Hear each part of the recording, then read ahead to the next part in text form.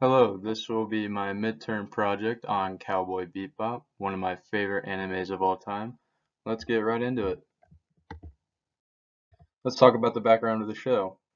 It was an anime created in 1998 and ran until 1999, consisted of 26 episodes. Here's the background of the creators of the show. Director Shinichiro Watanabe, screenwriter Kiko Nobumoto, character designer Toshihiro Kawamoto, mechanical designer Kimitoshi Yamane, and composer Yoko Kanno. And they all work for the animation studios Sunrise Incorporated.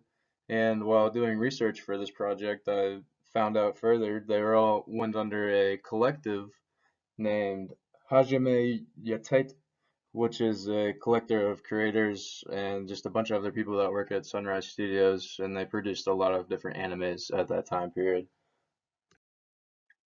The genre and the theme, the show is very interesting to me. It has a mix of genres, including sci-fi mainly, but also with the Western kind of mix to it. And there's also bits of comedy to it, which is also nice to see. And then the theme, what's going on for that, has multiple themes going on at a time.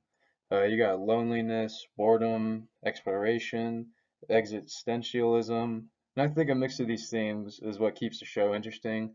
Makes me want to continue to the next episode. And for example, you always see all the characters sitting in their spaceship just waiting around for like a bounty to pop up on their screen. They're just super bored. Or they can get lonely at times because they're either dwelling about the past because the past is like the big theme of this show. They're always thinking about it, and then obviously exploration because they travel all around throughout the solar system. Now let's talk about the plot of the show. The setting takes place in the year 2071. Earth is basically uninhabitable at this point. The last of the human race has colonized space, living throughout the solar system, either on just like moons or different planets, or just like a giant spaceship just rotating in space throughout the solar systems and stuff. And let's get into the main characters here. First of all, we'll get into Jet Black, basically the main guy. He's cool, calm, collected. Coined as basically the leader of the show, and you follow his perspective basically throughout the series. And then we're going to talk about uh, Spike Spiegel. He's basically the grunt, hardworking. Jet meets him very, very early on, and he'll do pretty much anything he asks of him, and he's a good friend to him. And then next we'll talk about Faye Valentine. She's very tough, resilient. She's very nice, but don't get it on the wrong side because she can be very mean. And then next we'll talk about Edward, the child prodigy, if you will say. She's a mega hacker and she's super silly. She's got like a lot of childlike mannerisms and stuff. Very different throughout the other characters because they're like, much older than her. And then last but not least, you got the lovable cyborg dog, Ein, which is uh which is always interesting because it's got like a bunch of capabilities a normal dog wouldn't have. And then we'll talk about the plot of the show.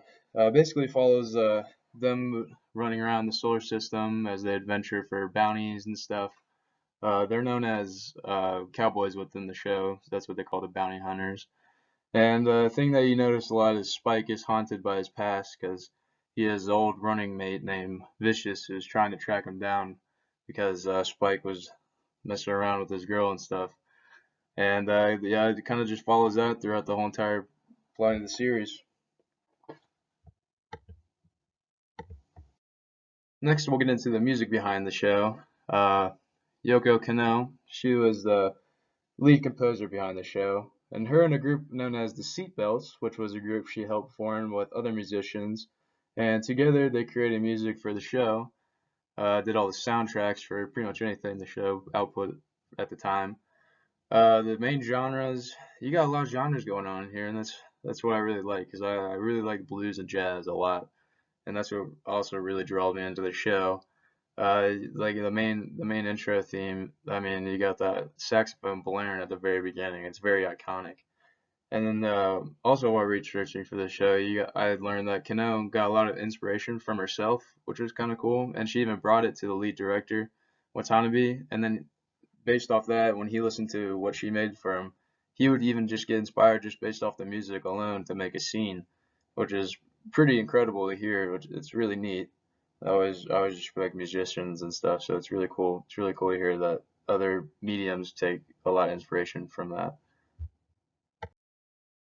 Let's get into an interview with my buddy Kendrick here. I will let the audio play here for us. This will be a part of my first interview with my friend Kendrick here. Be asking him various questions about Cowboy Bebop. And my first question is, how did you come to discover the show?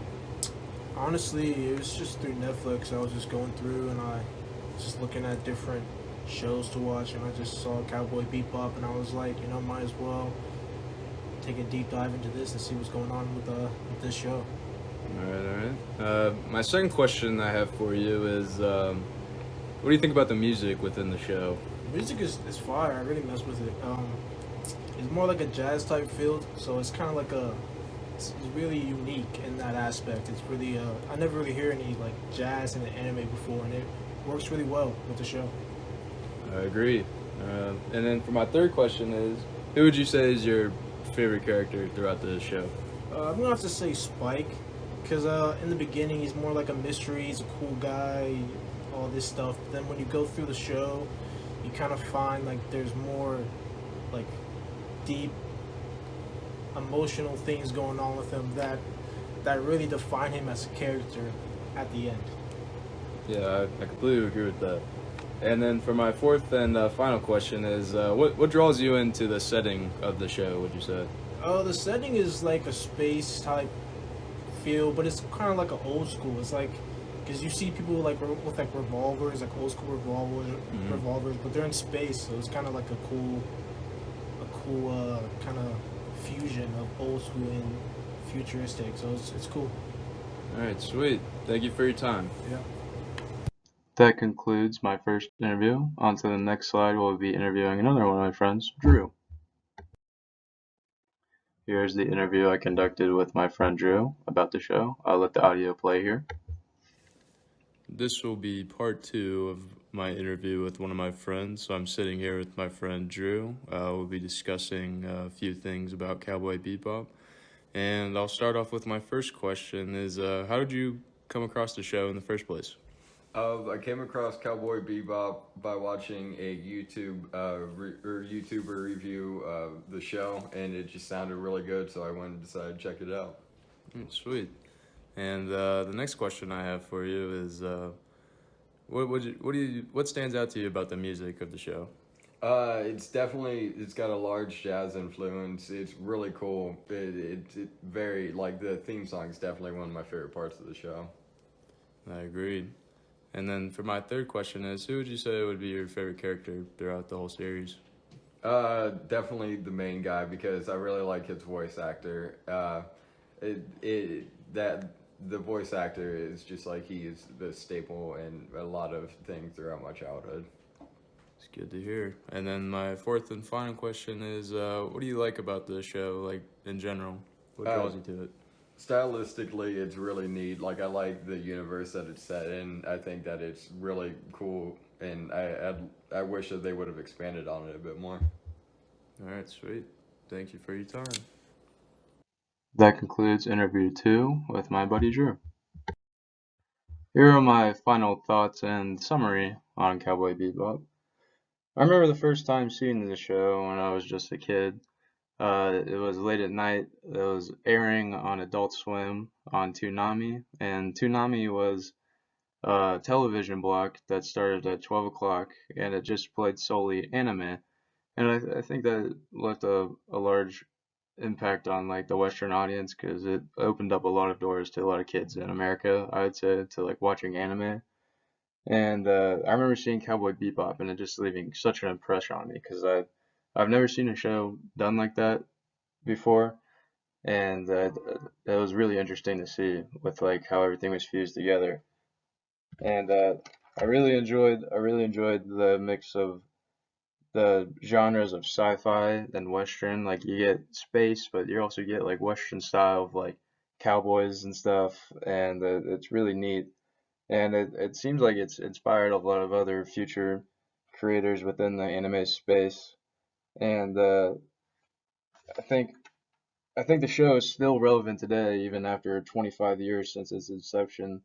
And I think without a doubt, it's one of the most important animes of all time. It even got a live adaptation on Netflix in 2021, and it got mixed reception. But I mean, still, Cowboy Bebop, it still maintains that relevancy, and it's something I don't think can ever be recreated again.